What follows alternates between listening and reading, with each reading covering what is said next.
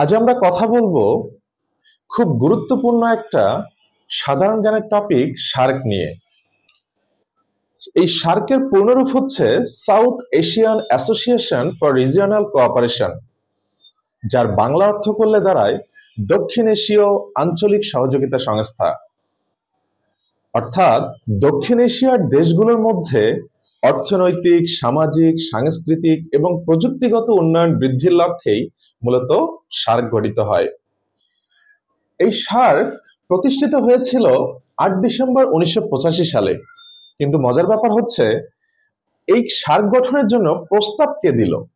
১৯৮০ সালে রাষ্ট্রপতি জিয়াউর রহমান সর্বপ্রথম এই সার্ক গঠনের প্রস্তাব দিয়েছিলেন এবং তার ডাকে সাড়া দিয়েই এই ১৯৮৫ সালে ৮ ডিসেম্বর ঢাকায় অনুষ্ঠিত এক সম্মেলনে আনুষ্ঠানিকভাবে ৭টি দেশ নিয়ে সার্ক গঠিত হয়।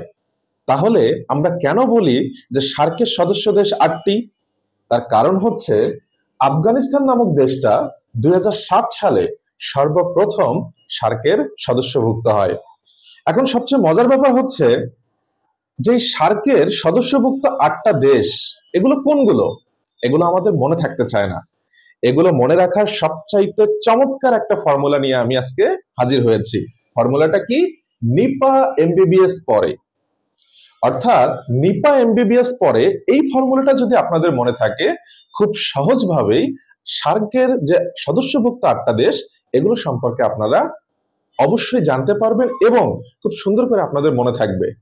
আর কখনো ভুলে যাওয়ার কোনো সম্ভাবনা তৈরি হবে না। তাহলে দেখুন, এমতে নেপাল, আইতে ইন্ডিয়া, পিতে পাকিস্তান, এতে আফগানিস্তান, এমতে মালদ্বীপস, বিতে ভুটান, বিতে বাংলাদেশ, এসতে শ্রীলঙ্কা। তাহলে কত চমৎকার ভাবে নিপা এমবিবিএস পরে এই ফর্মুলাটা দিয়ে আমরা সার্কের সদস্যভুক্ত ৮টা দেশ মনে রাখতে পারি। ধন্যবাদ সবাইকে। যদি ভিডিওটি আপনাদের ভালো লাগে তাহলে অবশ্যই লাইক, কমেন্ট এবং শেয়ার করবেন এবং সাবস্ক্রাইব করে আমাদের পাশে থাকবেন, যাতে পরবর্তীতে আরো নতুন নতুন ভিডিও নিয়ে আপনাদের সামনে হাজির হতে পারি। পরিশেষে একটা কথা বলে দেই, সার্কের সদস্য দপ্তর হচ্ছে কাঠমান্ডু, নেপাল, এবং এর বর্তমান সদস্য সংখ্যা কিন্তু ৮টি দেশ। ধন্যবাদ সবাইকে।